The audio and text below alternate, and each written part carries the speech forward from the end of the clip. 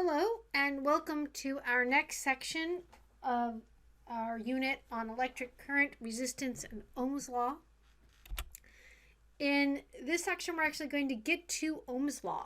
But before we can get to Ohm's law, we have to formally introduce the idea of resistance. So what is resistance? Resistance is something that impedes the path of the electrons traveling in a circuit. It's something that slows down their path. Okay. If we go back to wrong one, if we go back to our circuit and we make some basic measurements. So for example, I see that I have a 9-volt circuit here, or 9-volt battery, and I have a 0.9 amp current, and then I can click on this and I see that I have a 10 ohm resistance. You might be thinking, oh, 0.9 times 10 equals 9. Voltage equals current times resistance. And if I increase the resistance, the current decreases, as we might expect. And if I decrease the resistance, the current increases, as we might expect. And that is Ohm's law. That is it.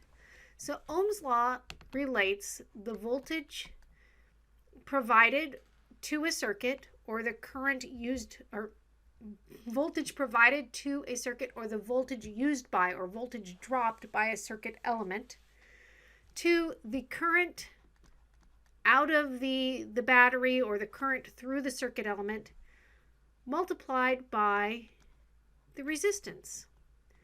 Voltage equals current times resistance. There is another simulation which highlights the differences between for V equals IR. So if I increase the voltage, we see the current becomes bigger, assuming the resistance doesn't change. And if I decrease the voltage, we see the current becomes smaller, assuming the resistance doesn't change. I don't know about you, but I'm going to turn that off here. If I keep the voltage the same, then I can increase the resistance, which decreases the current, or decrease the resistance, which increases the current. You may remember that we had an example of a short circuit. In a short circuit, I have a voltage and a very, very small resistance, which makes for a very, very large current. And when you start getting large currents, you get a lot of heating in the wire, which is why they get hot and why it showed in the simulation that the circuit in question had caught fire.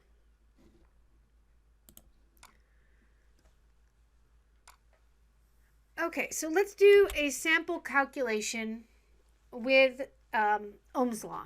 So we have a 10-volt battery producing 2 amps of current. What is the resistance of the circuit that is connected to?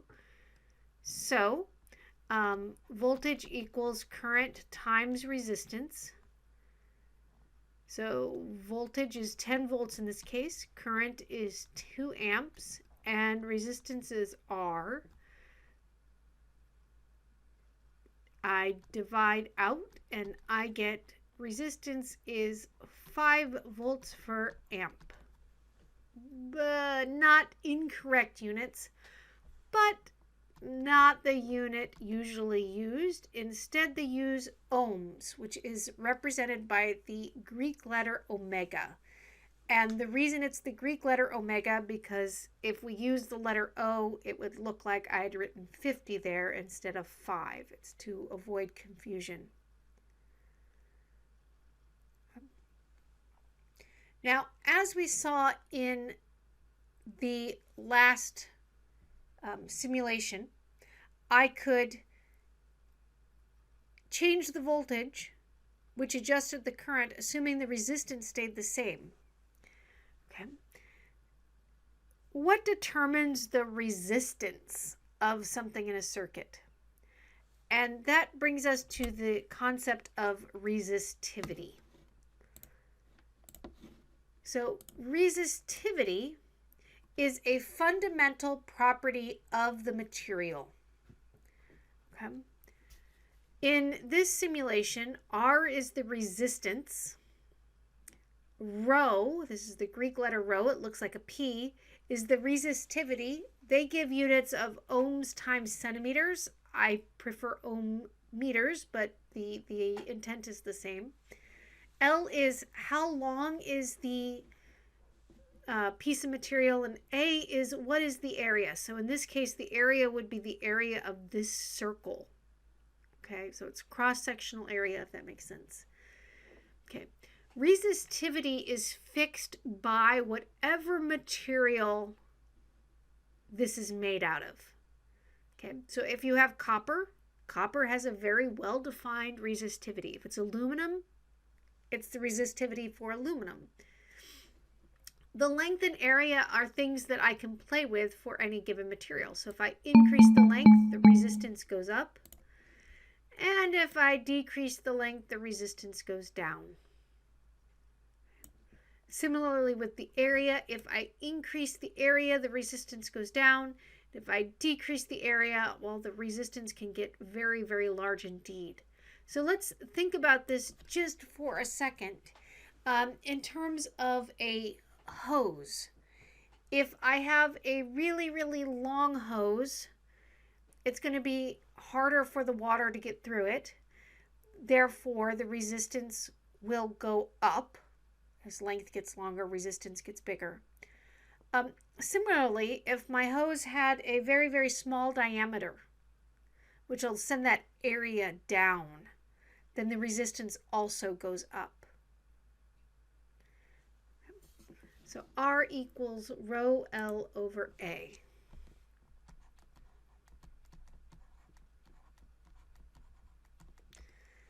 Okay. Now, one of the problems we have here is we have two parameters, resistance and resistivity, which resistivity, there we go, have very, very similar names, but are not the same quantity. Okay, so remember, resistivity is fundamental to the material. Okay, resistance can vary depending on how you have it configured. Resistivity is going to be the same for all things that are copper, and it'll be the same for all things that are aluminum, and so on. I pulled from your textbook, table 20.1. It's on 2 pages. I had to cut it into 3 sections to get it to fit here, which gives the resistivities of materials. So we can see the units up here of ohm meters. Copper is at 1.72 times 10 to the minus 8. Aluminum is at 2.65 times 10 to the minus 8. And if I look at all the materials I have here, I see that they are all something times 10 to the minus 8. Okay, so very small resistivities compared to, say, the semiconductors over here, which are 10 to the minus 3 to 10 to the minus 5. It's a much bigger number. If I go over to the insulators, now I'm at 10 to the 11, 10 to the 15, 10 to the 16. So very, very big numbers comparatively. You may need to use the numbers in these tables as you work the homework. I also wanted to pull a quick aside and just go over symbols and symbology and units and things like that really quick. So V in this case is voltage. It's also, regrettably, the unit volts. I is the symbol used for electric current, and the unit for current is amps or amperes, which is the letter A. Resistance is R, measured in ohms, which is the Greek letter omega. And resistivity is the Greek letter rho, with units of ohms times meters, or as we saw in the simulation, it is ohm centimeters. It's a resistance multiplied by a length.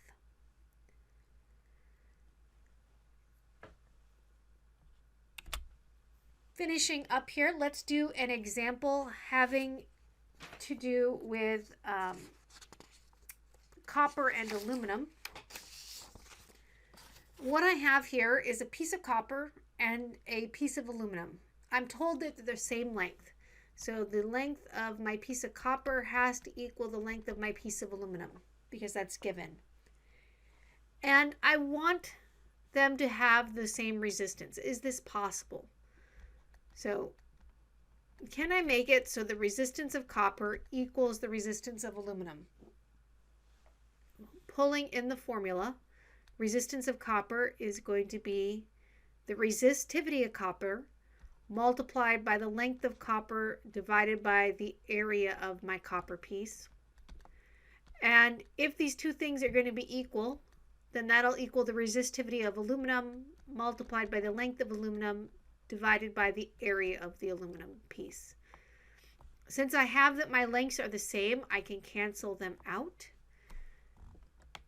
And now I have that the resistivity of copper divided by the area of copper equals the resistivity of aluminum divided by the area of aluminum. So can they have the same resistance? Yes, they can, as long as that ratio holds. In order for that ratio to hold, my areas have to have a particular ratio because the resistivities for these two materials are given. So I'm going to rearrange this formula so that it is the area of the aluminum divided by the area of copper, and that's going to equal the resistivity of aluminum divided by the resistivity of copper. Now you can go back to the table we just looked at and verify this, but the resistivity of aluminum was 2.65 times 10 to the minus 8 ohm meters, and the resistivity of copper was 1.72 times 10 to the minus 8 ohm meters.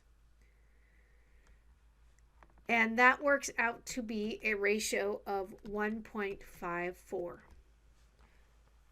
So my copper piece and my aluminum piece will have the same resistance given the same lengths, and that the area of the aluminum piece is 1.54 times the area of the copper piece.